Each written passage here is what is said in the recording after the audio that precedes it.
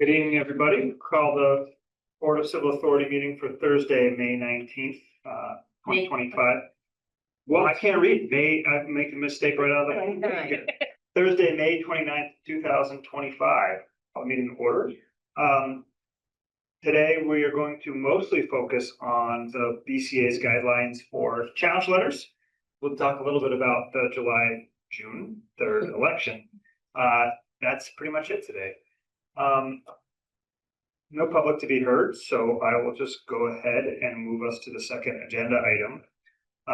As we'll remember, last time we had some discussion about what the process would be. Kathy, you weren't here, right?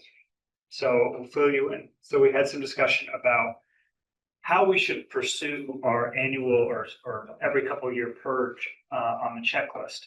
And that's part of that is issuing challenge letters for those who we believe no longer reside in Jericho and would no longer be able to vote here.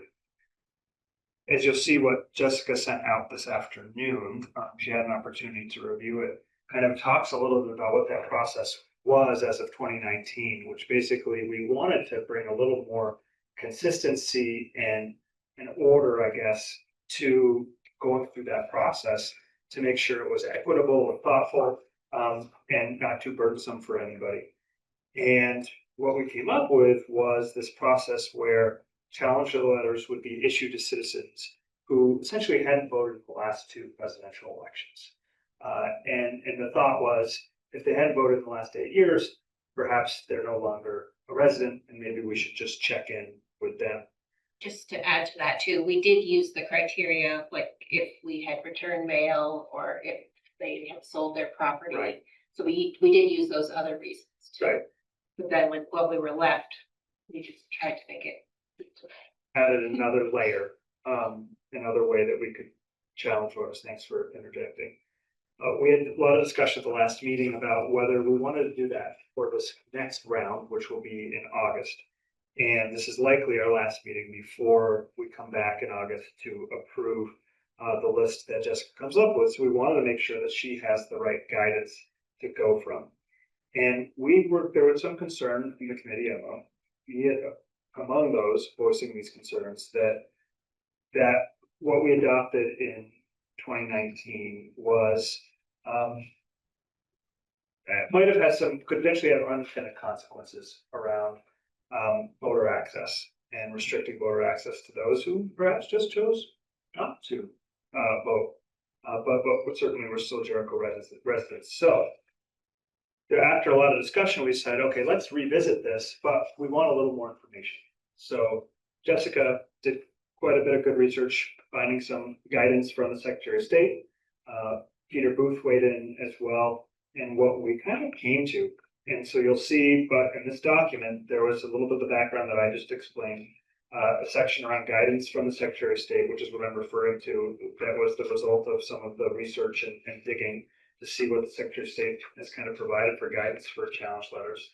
And then a little more explanation of kind of how we've been using kind of about the vote by mail expansion, and then how we've been using under the rule ballots for challenge letters in Jericho so far. That all leads us to some proposed guidelines for the issuance of challenge letters, which is on page 3 of that document. And essentially what we are proposing is that we just continue what we're doing. So the steps that just outlined around property transfer returns, return mailings, other official and unofficial public records that we see, that we'll continue to use that information to come up with the challenge letter list. And because we now have this new thing, thanks to COVID, where we are doing mail-in ballots, they're being mailed out to all residents on every general election, right? That we get a bunch back. And that's such a great way to tell whether someone is still living in Jericho or not. So we're proposing that we use that process as a way to really prove that we've gone through the voter checklist to see who still living in Jericho. One more way to do that. And we felt it was sufficient to satisfy the statute, the Secretary of State's guidance This is name by name. That Yeah. really does, in essence, go name by name, because we're sending out a ballot to every single registered voter. And if it gets kicked back to us, that's a pretty surefire bet that they're worth a challenge letter. Either something's up or they've moved in most cases. So that's what we're essentially proposing. I stole your thunder. I explained it all. Well, there was What- actually one thing I wanted to point out too, at the bottom of page 1, the guidance from the Secretary of State's office. You'll see with property tax transfers, they think that we should send out challenge letters monthly related to the PTTRs and the return mailings. I think it says something about, well, there it's prompting a challenge letter, not to be confused. Some people think if you get the mail back, you can purge them automatically, but they have to stay on for 2 general elections before you. And if there's no contact from them, then they're purged.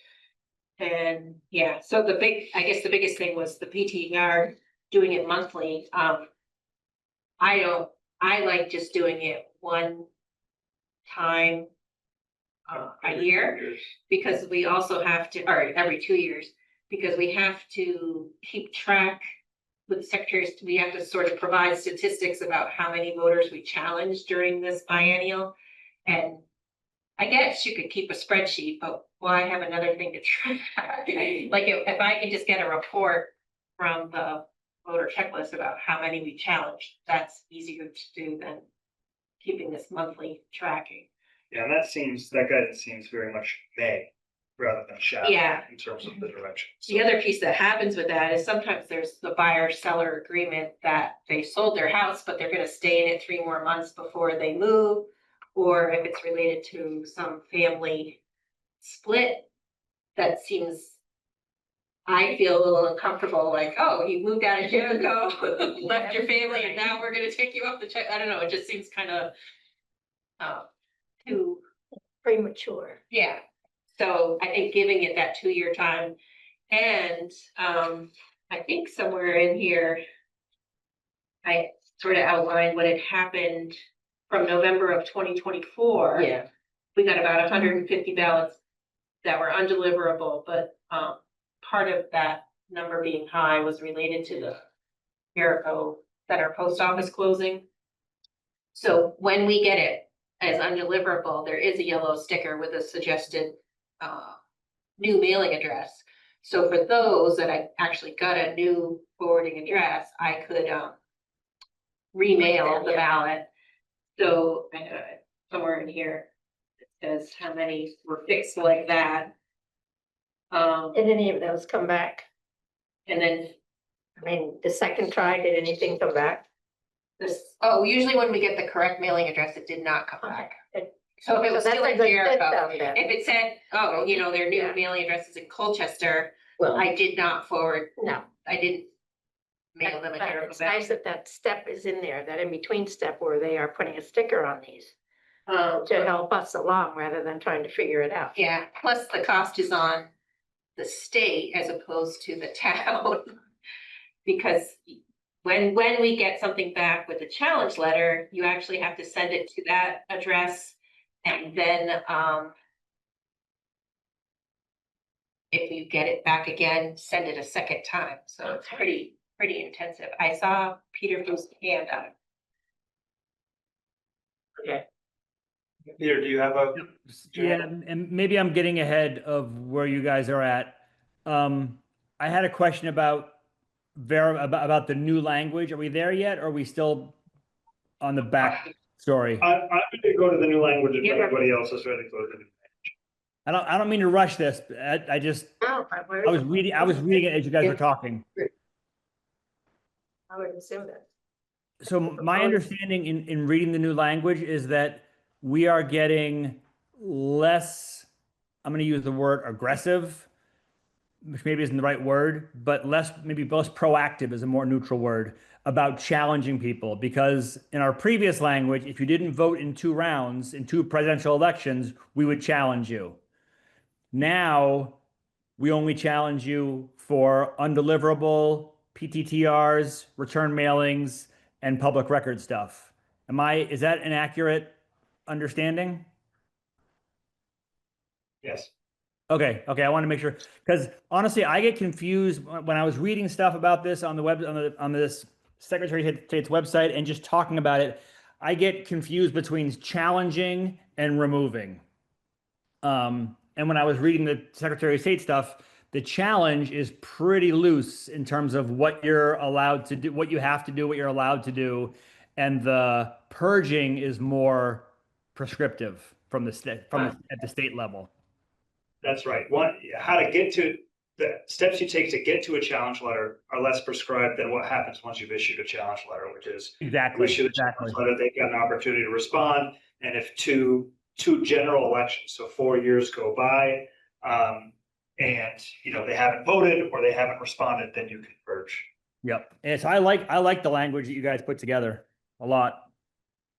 I'll just note one, there is a bullet at the end that says any work done by members of the BCA to attempt to contact voters personally. That was, I think, lifted from the Secretary of State's guidance as well. That is opaque, but I think does maybe give us some latitude to call some audibles, as we so desire, if new information is presented to us that isn't necessarily covered by these 4 bullet points above. So I just wanted to flag that because we hadn't talked about that. And we haven't either, so Right. I don't know if I'm missing something there, but that was kind of my read. Yeah, I guess, I think I did, take it from there, but, I'm just thinking back, 2019, we didn't have any guidance from the Secretary of State's office. We were looking for it and it didn't come out until 2023. And then, something we've done in the past is dividing the checklist up amongst Board of Civil Authority members, like in the area that they lived. And, sometimes, so I think that can fall under any work done, outside, or conversations you have at the polls with family members, we can get a list there too, so. Yeah.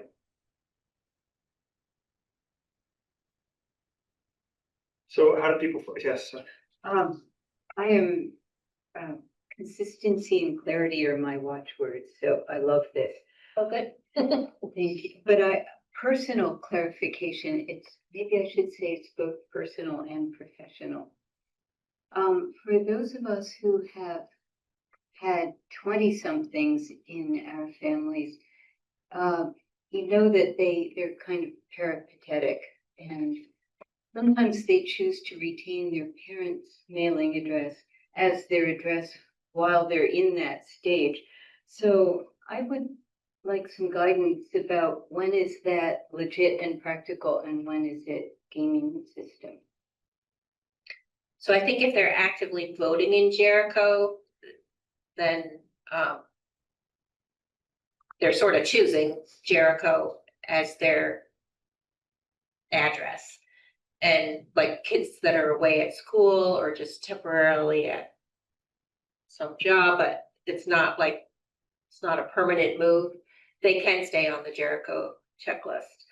There was something else. And you said something, but I can't remember what else I was gonna say to clarify. So it's really up to the voter. Some kids that go to college choose to vote in their town and their driver's license. That's the other piece that actually gets a little bit complicated is when you renew your driver's license, you're automatically opted in to register to vote. And if you're changing your address, it changes your voter registration to that new town if it's in Vermont.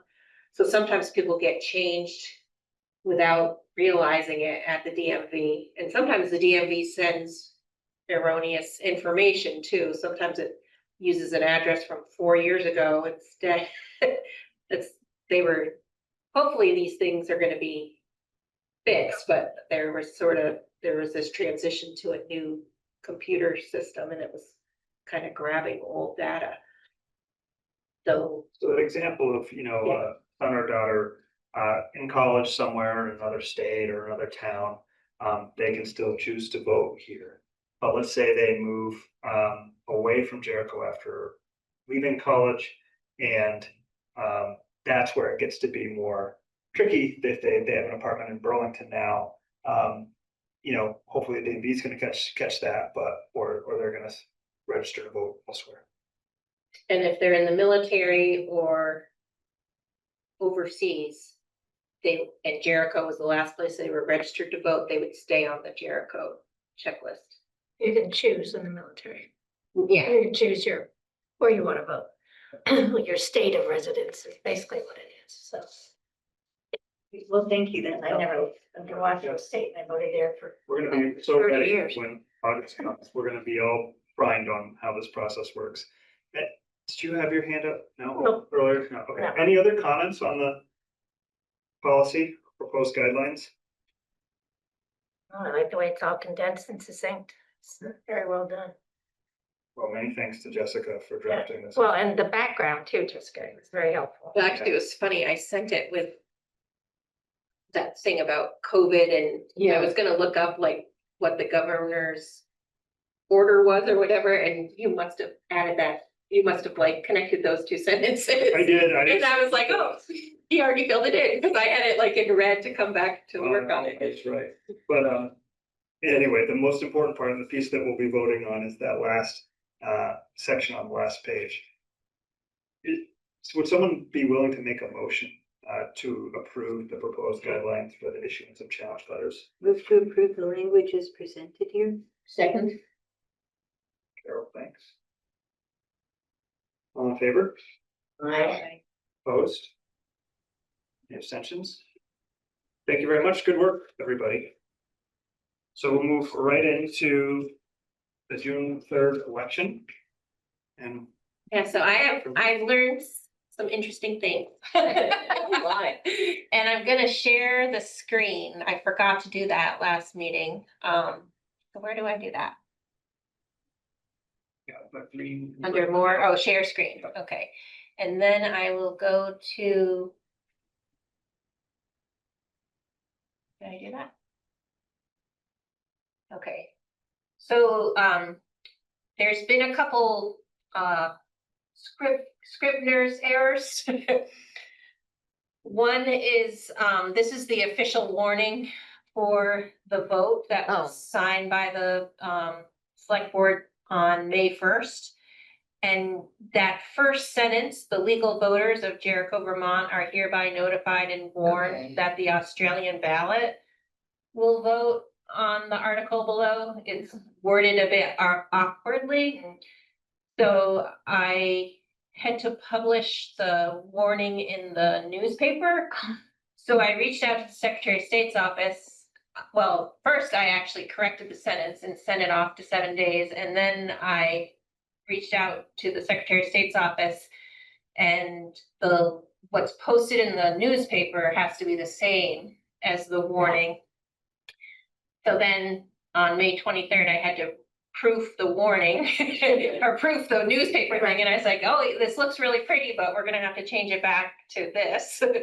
So this is what's gonna read in the newspaper, and that is okay. And the other piece to that is the select board will need to sort of acknowledge the Scrivener's error. And I also asked the Secretary of State about if there was a minimum number of people that had to vote to make this pass, and there is not. There was a minimum number to get the article petitioned. But if there is a low turnout,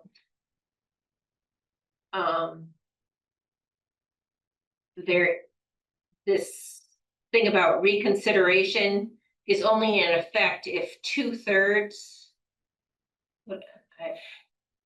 I'm on the second page. I'm not entirely sure what that means. I'm not sure you're talking about. Yeah, but anyway. So, okay, so this is actually if you had a second, if someone did ask for a rescission or reconsideration, that second vote, they would have to have at least 2/3 Second. in the round. But bottom line is we're good to have. We're okay, yeah. And we don't have to have a certain threshold number of voters.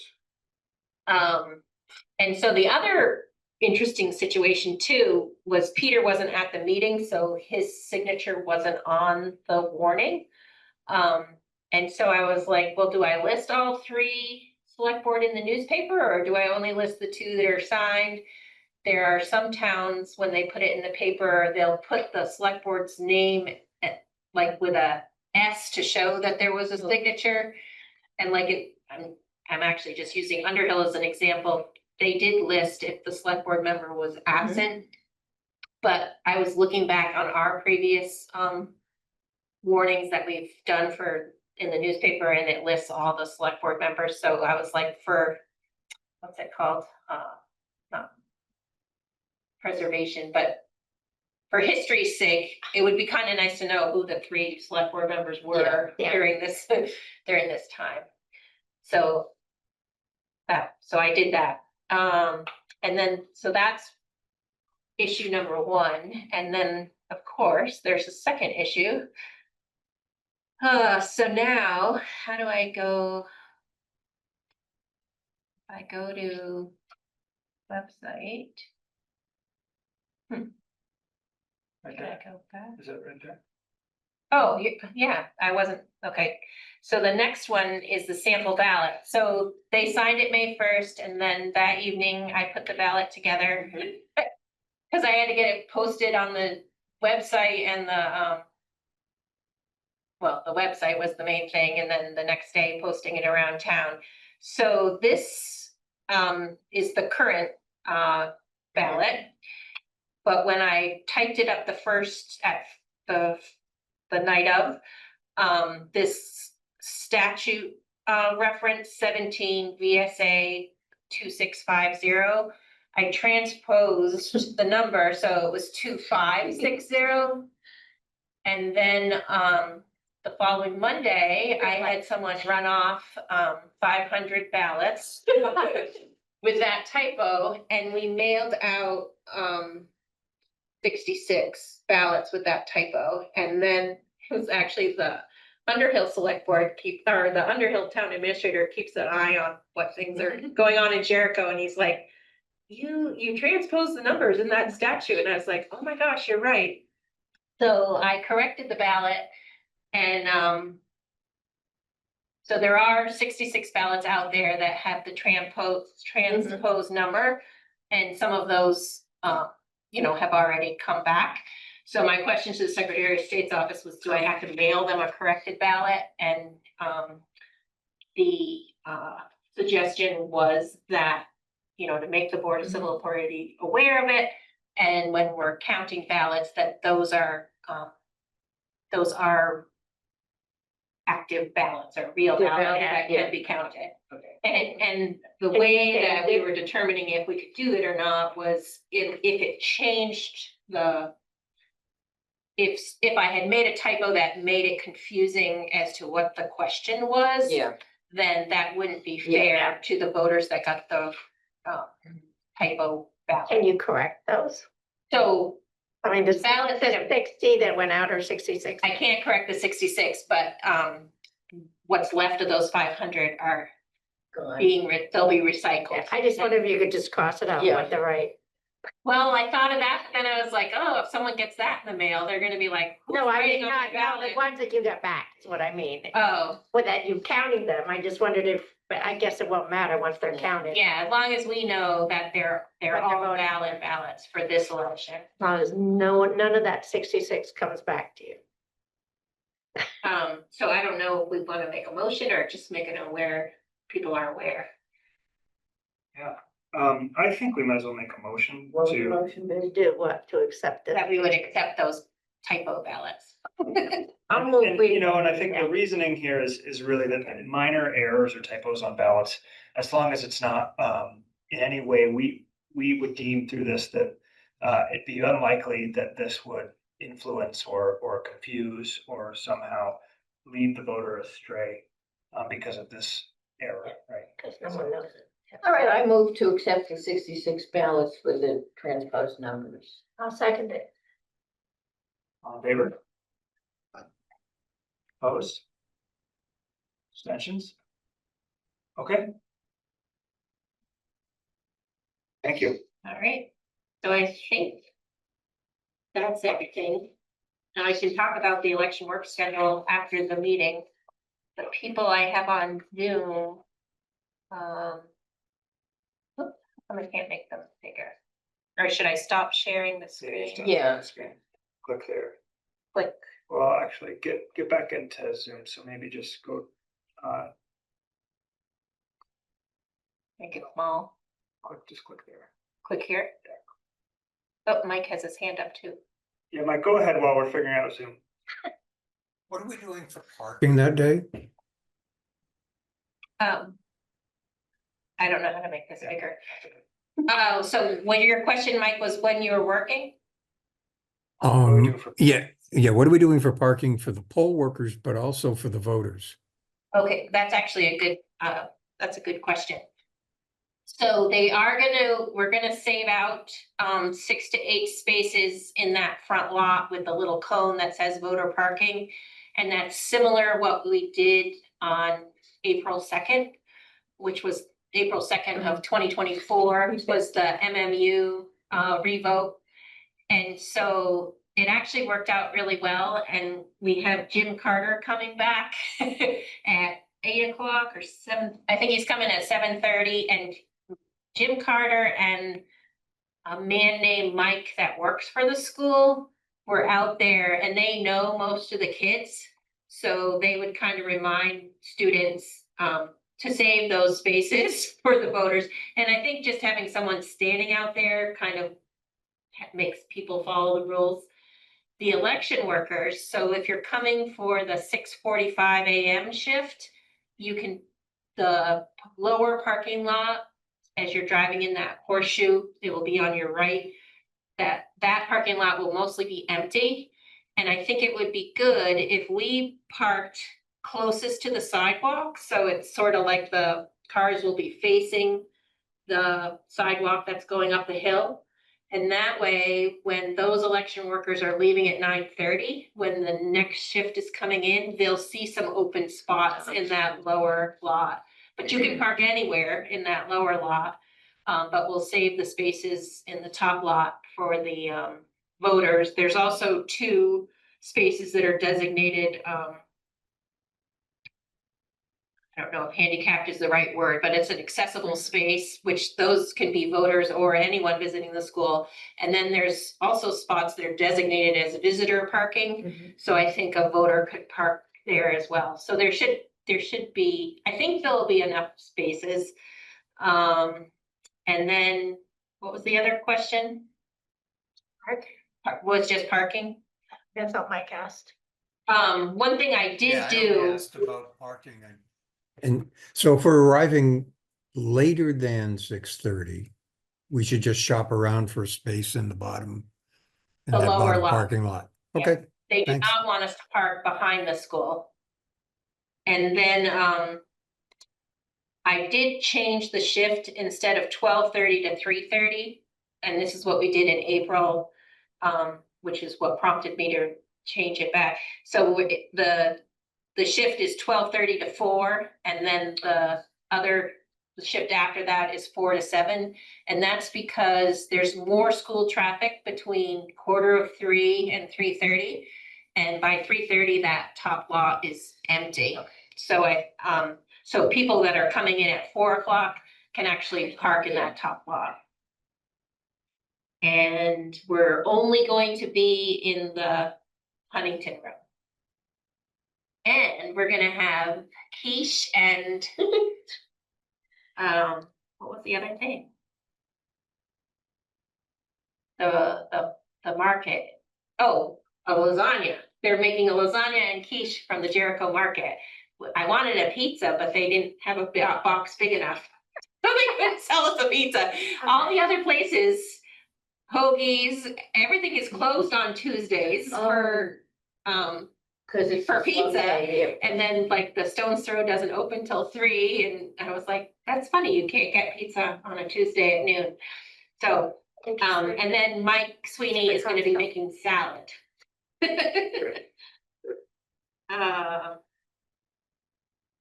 And yeah, I don't think I have anything else.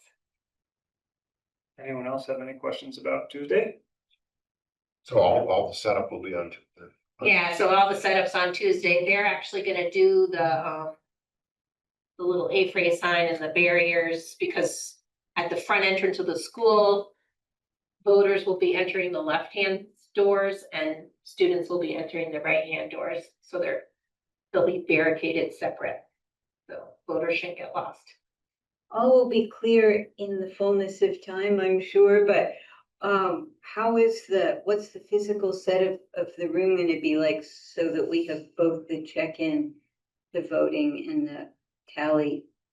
Yeah, so there is no exit checklist, we decided. So it will be similar to April 2nd of 2024.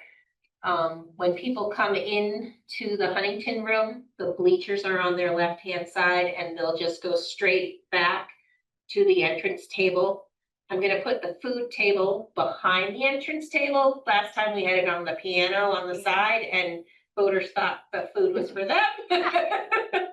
So some of them ate some food, but that's okay. And then initially at 6:30, there's gonna be a couple blue tables out with those tabletop voters. And then, as we have time, we'll set up 1 or 2 booths as well.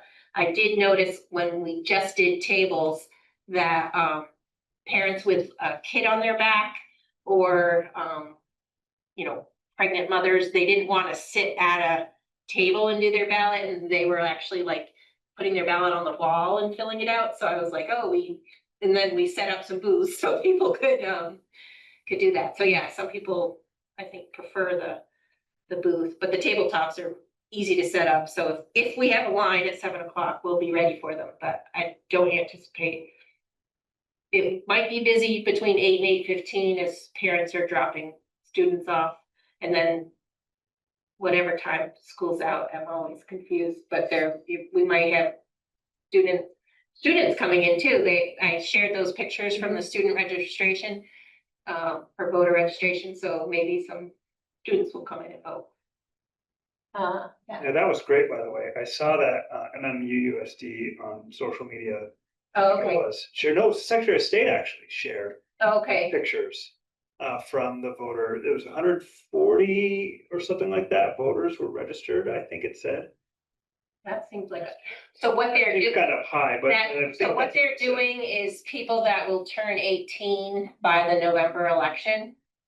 So some of them are 17 right now, so they won't be voting June 3rd. But yes, I think that they were using on their signs. I think the students made those posters and stuff too. So they were like, if you were born in November 3rd, 2008 or something like that, you can, you're old enough, you'll be 18 for the general election.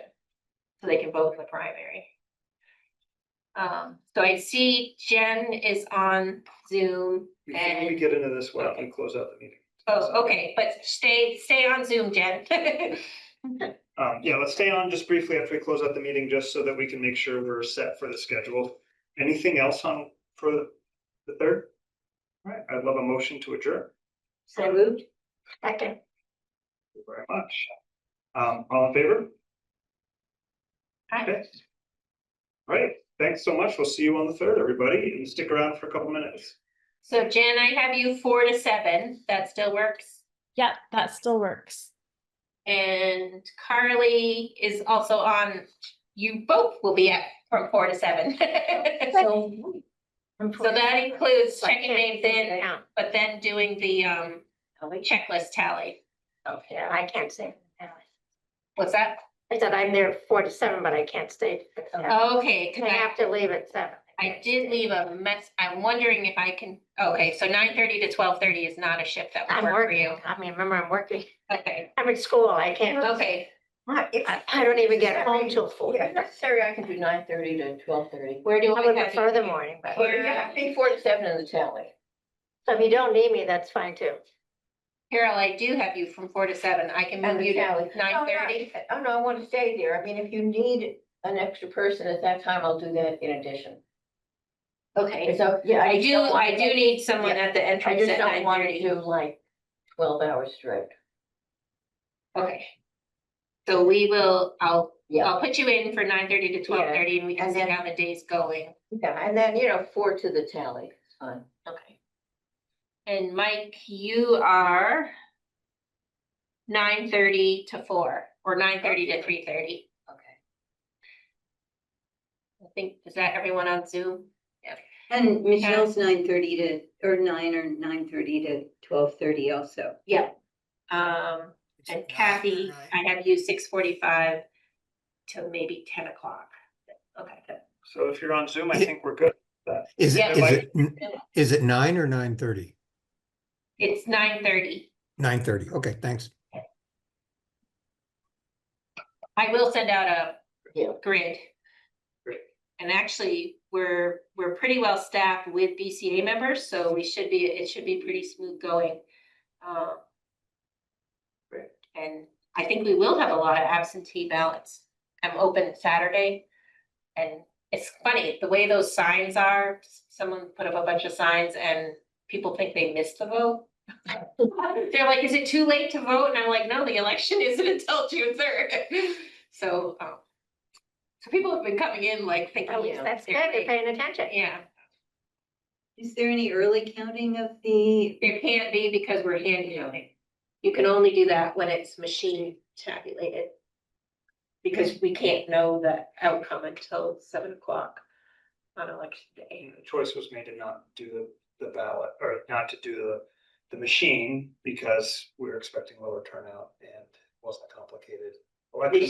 So- And those machines take 4 seconds to read the ballot, which we're Yeah, better than we're better. that. faster than that? And we're not gonna make that noise. We won't be.